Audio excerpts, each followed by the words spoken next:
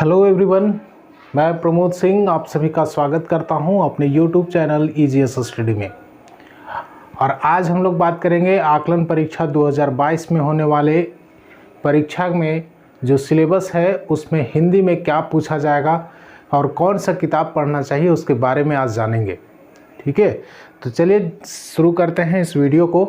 और शुरू करने से पहले आप सभी को बता दें कि 1 अक्टूबर से लाइव क्लास स्टार्ट होने वाला है जूम ऐप पर आकलन परीक्षा का। तो जो भी आप उसमें जुड़ना चाहते हैं तो वो आप मेरे नंबर पर जो आपके इस वीडियो में आपको कहीं दिख जाएगा उस नंबर पे आप कॉल कर सकते हैं या बात कर सकते हैं या व्हाट्सएप कर सकते हैं और मेरे साथ क्लास में जुड़ सकते हैं। तो आइए शुरू करते हैं इस वीडियो को और देखते हैं क्या पूछना चाहिए और क्या किताब पढ़ना चाहिए। तो सबसे पहले हम समझते हैं कि हिंदी में मार्क्स कितने हैं। तो हिंदी में 1 to 5 में 20 मार्क्स हैं, जबकि 6 to 8 में 25 मार्क्स हैं। तो इन दोनों में 1 to 5 और हम 6 to 8 दोनों के बारे में बात कर रहे हैं। तो 1 to 5 में या 6 to 8 में सिर्फ स्टैंडर्ड का डिफरेंसेस होगा, स्टैंडर्ड अलग अलग होगा। 1 to 5 में ज़रा कुछ आसान होंगे और 6 to 8 में कुछ जो है वो अलग होगा, यानी कि ज़रा सा टफ होगा, लेकिन जो टॉपिक होगा वो सेम रहेगा। सबसे पहले आइए समझते हैं, जैसा मैंने कि बोर्ड पर लिखा है कि क्या पढ़ना है। पढ़ना आपको क्या है, जैसे यदि आप ग्रामर की किताब खोलते हैं तो उसमें से पढ़ना क्या है।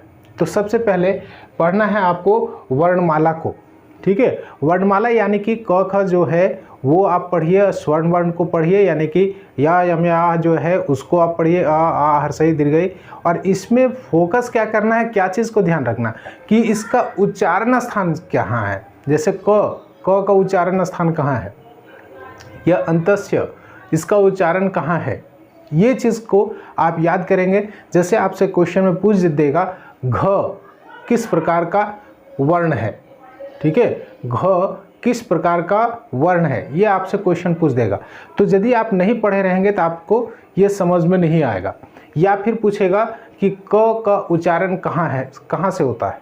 ठीक है, वो मुंह सभी जो है वो गर्दन से ऊपर का भाग है, जैसे तालु किसी का है, किसी का जीभ है, किसी का ओठ है। ये सारे चीज़ों को आपको याद करना पड़ेगा। तो वहाँ से क्वेश्चन पूछा जाएगा, आप उसको पढ़िएगा। उसके बाद उपसर्ग और प्रत्यय, उम्मीद कम है कि इससे क्वेश्चन पूछे जाएंगे, लेकिन आपको याद पढ़ना चाहिए उसको, क्योंकि हो सकता है आपसे ये पूछेगा। जैसे मान के चलिए हम पूछ रहे हैं आपसे कि बुढ़ापा में कौन सा प्रत्यय है। ठीक है, बुढ़ापा में कौन सा प्रत्यय है, इस तरह का क्वेश्चन पूछेगा। ठीक है, ध्यान रखिएगा कि किस तरह का क्वेश्चन पूछेगा, ये मैं बता भी रहा हूँ और आपको पढ़ना कैसे है वो भी बता रहा हूँ। ठीक है, तो उपसर्ग किसको कहते हैं, प्रत्यय किसको कहते हैं, एक बार रिमाइंड कर लीजिएगा। साथ में आपको मेन फोकस करना है कि कौन कौन सा उपसर्ग है और कौन कौन सा प्रत्यय है। प्रत्यय बनने के बाद किस प्रकार से उसको अलग किया जा सकता है, उपसर्ग को किस प्रकार से अलग किया जाता है, ये क्वेश्चन को पढ़ लीजिएगा। उसके बाद आते हैं संधि को। संधि को बढ़िया से पढ़िएगा। संधि से क्वेश्चन कम से कम 2 क्वेश्चन आपके रहेंगे। ठीक है, तो 2 क्वेश्चन आप उसमें से बढ़िया से यदि करना है। हिंदी में चूँकि 20 से 25 मार्क्स रहेंगे, तो पास करने के लिए 40% लाने के लिए हिंदी और रीजनल लैंग्वेज बहुत मायने रखता है। तो हिंदी में 20 में से यदि आप 18-19 ले आते हैं या 20 ले आते हैं तो आपके लिए बहुत बेनिफिट करेगा मार्क्स बनाने में। तो संधि से आप क्वेश्चन पूछते हैं। जैसे आपसे हम एक क्वेश्चन पूछते हैं कि प्रत्यक्ष में किस प्रकार का संधि है या कौन सी संधि है। प्रत्यक्ष में जैसे प्रत्यक्ष आप लिखते हैं प्रत्यक्ष या पुनरुत्थान। ठीक है, पुनरुत्थान लिखे।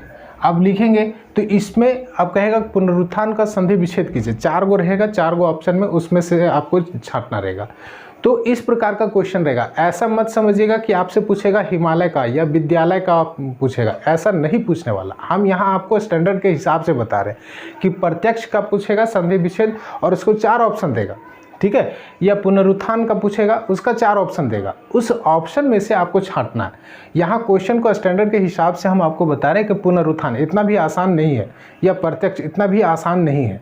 ठीक है, तो इसलिए इसको ध्यान में रखना है। इस प्रकार के जो संधि हैं उसको ध्यान से पढ़िएगा और समझिएगा। ठीक है, उसके बाद आते हैं समास को। तो समास में मैं आपको क्या क्या याद रखना, कर्मधारय याद रखिए, जितना भेद है उस भेद में याद, उसमें से भी हम आपको छांट करके बता रहे हैं। कर्मधारय याद रखिए, द्विगु समास याद रखिए, बहुब्रीहि समास याद रखिए, ठीक है।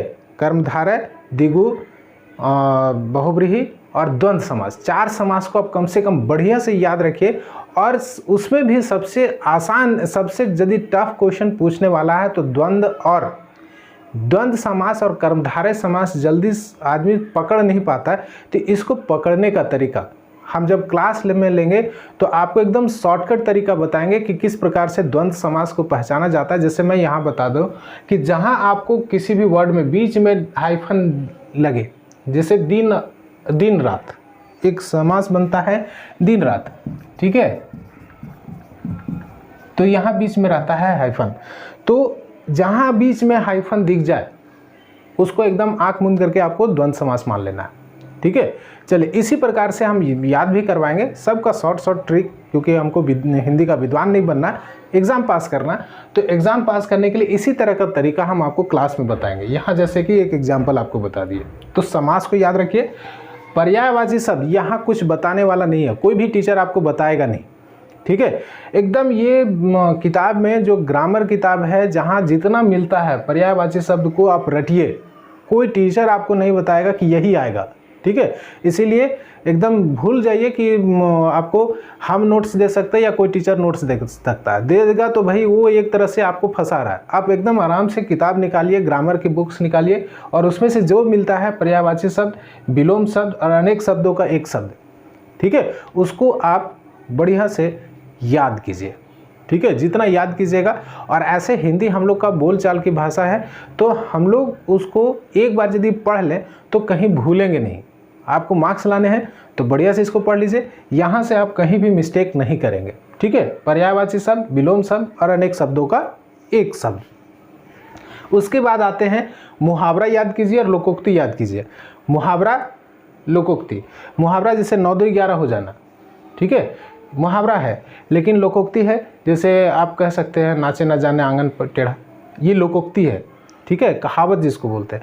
उसके बाद सबसे इम्पॉर्टेंट जो है वो है वाक्य शुद्धि। ये 100% आपको कम से कम 2 से 3 क्वेश्चन आपसे पूछा जाएगा वाक्य शुद्ध करने के लिए।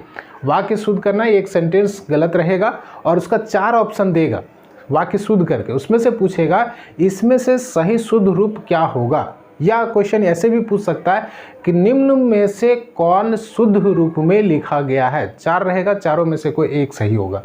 तो आप वाक्य को शुद्ध करना समझ लीजिए, कैसे शुद्ध किया जाता है या फिर शुद्ध रूप में कैसे लिखा जाता है वो। और एक वाक्य शुद्ध का रूप में इसमें मेंशन नहीं किए हैं, और वर्ड का शुद्ध रूप, शब्द का शुद्ध रूप आपको पूछ सकता है, शब्द का शुद्ध रूप, ठीक है, शुद्ध रूप। शुद्ध रूप यानी कि 4 ऑप्शन दे देगा, 4 ऑप्शन में कहेगा कि इसमें से कौन सही है, ठीक है, कौन सही है। जैसे एक देगा, आप मान के चलिए शर्त, ठीक है, शर्त,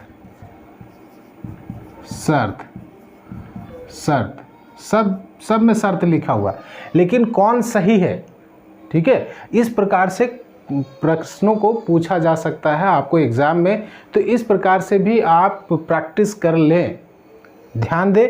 इस प्रकार से क्वेश्चन आपको वर्ड को शुद्ध रूप में लिखने के लिए और छांटने के लिए दे सकता है, या वाक्य को शुद्ध करने के लिए आपको देगा, 100% देगा, एकदम निश्चिंत रहिए।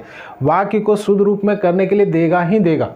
इसलिए आप इसको प्रैक्टिस अभी से शुरू कीजिए और ध्यान से देखिए कि कैसे शुद्ध रूप में लिखा जाता है। एक उसके बाद जो है वो है पाठ बोधन। पाठ बोधन मतलब पैसेज, हिंदी में पैसेज रहेगा और उम्मीदन 2 पैसेज रहेगा।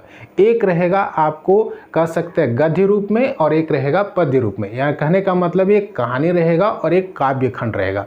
और उम्मीद है कि लगभग 5 नंबर का क्वेश्चन रहेगा गद्य से, कहानी से, और 2 से 3 नंबर या मैक्सिमम 3 से 4 नंबर हो सकता है। लगभग 10 से नीचे ही रहेगा। 20 नंबर का टोटल मार्क्स है, तो आप मान के चलिए कि 5 नंबर इधर और 2 से 3 नंबर आपका काव्य खंड से। तो उससे जो कि आप कभी पढ़े नहीं होंगे, कभी मिल जाए वो हो सकता है, लग जाए, तुक्का लग जाए कि आप जो स्टोरी पढ़ें वही वो स्टोरी वहाँ आ गया, तो उससे रिलेटेड आपको क्वेश्चन रहेगा। ये जो कि आप कहीं आप इसकी तैयारी नहीं कर सकते, लेकिन एक आपको तरीका हम बताएंगे जब क्लास में कि कैसे उसको बनाया जाता है, वो तरीके से आप इसको सॉल्व कर सकते हैं। ठीक है, आसान होता है, बनाना आसान होता है। काव्य खंड वाला ज़रा परेशानी हो सकता है, लेकिन स्टोरी वाला जो कहानी है उसको आराम से किया जा सकता है। आगे देखते हैं, जैसे लिखे हैं कि कौन सी किताब पढ़ना चाहिए। इतना आप याद रख लीजिए कि कैसे आपको पढ़ना है, क्या क्या बताए, फिर से एक बार रिवाइंड कर देते हैं। वर्णमाला को पढ़िए, उपसर्ग प्रत्यय पढ़िए, संधि पढ़िए, समास पढ़िए। ठीक है, उसके बाद फिर पर्यायवाची शब्द, अनेक शब्दों को एक शब्द, और साथ में विलोम शब्द यानी कि उल्टा विपरीतार्थक जिसको बोलते हैं। उसके बाद मुहावरा लोकोक्ति पढ़िए, वाक्य शुद्धि पढ़िए, अलंकार अलंकार एक छूटा हुआ था, अलंकार के बारे में नहीं बताया। अलंकार आप पढ़िएगा। अलंकार हो सकता है कि 1 to 5 में ना पूछे, 1 to 5 में आपसे हो सकता है कि नहीं पूछे, 6 to 8 में आपसे पूछेगा। तो 6 to 8 के लिए अलंकार जरूरी आप याद कर लीजिएगा। कम से कम 5 से 6 अलंकार को एकदम याद रखिएगा। रूपक अलंकार है, यमक अलंकार है, ये सबको बढ़िया से याद रखिएगा। ठीक है, अब उसके बाद यानी कि ये मुहावरा वाक्य शुद्धि अलंकार इधर से 3 और इधर से इतना है, उसको याद कर लेंगे। अब है कि सर किताब कौन से पढ़ें। सबसे बड़ी परेशानी होती है कि किताब को सेलेक्ट करना। सही किताब को यदि आप सेलेक्ट करते हैं तो आपका रिजल्ट होता है, और गलत किताब उठा करके मार्केट से ले आते हैं तो वो आपको कंफ्यूज भी करता है और रिजल्ट भी नहीं देता। ठीक है, गाइड के चक्कर में मत पड़िएगा। जरूर आपके पास अभी समय है, कम से कम जनवरी से पहले उम्मीद नहीं है कि एग्ज़ाम लेगा, लेकिन यदि इससे पहले लेता फिर भी अभी आपके पास 2 से 3 महीने का समय है, आप इसको बढ़िया से पढ़ सकते हैं, तैयारी कर सकते हैं। तो किताब कौन सी पढ़े, इसके लिए है कि 9-10 में एक किताब हम लोग अपने विद्यालय में पढ़ाते हैं, उसमें बच्चों को भी लेने के लिए कहते हैं। सुगम हिंदी व्याकरण करके एक आता है, उस किताब को आप पढ़ सकते हैं। और नहीं तो यदि आप स्टैंडर्ड 6 to 8 वाले भी तैयारी 6 to 8 का भी तैयारी करना चाहते हैं, 6 to 8 के लिए ज़रा सा स्टैंडर्ड को बढ़ाइएगा। और उसके लिए आप लूसेंट का एक हिंदी व्याकरण आता है। ठीक है, लूसेंट का हिंदी व्याकरण आप पढ़ सकते हैं, उससे आपकी तैयारी बहुत अच्छे तरीके से हो सकती है यदि आप उसको पढ़ लें। तो हम प्रेफर करेंगे, हम आपको कहेंगे कि यदि आप अफोर्ड कर सकते हैं, और श्योर आप अफोर्ड कर सकते हैं, क्योंकि भाई मानदेय वृद्धि की बात है, तो एक बार यदि हम 400-500 रुपये खर्च कर सकते हैं किताब लेने में तो खूब आराम से हमारा निकल सकता है। तो ज़्यादा नहीं, 100 या 150 रुपये में मिलता है किताब। तो लूसेंट का हिंदी व्याकरण आप ले लीजिए। इसको यदि आप पढ़ लेते हैं तो हिंदी से आपका मार्क्स नहीं कटेगा, इतना मैं आपको एश्योर करता हूँ। ठीक है, यदि बढ़िया से आप पढ़ लेते तो। चलिए, यही बताने के लिए मैं आपके साथ आया था, और मुख्यतः बात करनी कि 1 तारीख से आपका क्लास स्टार्ट हो रहा है, आप उस क्लास को ज्वाइन कीजिए। मिलते हैं अगले वीडियो में। आप सभी का धन्यवाद। Thank you for watching.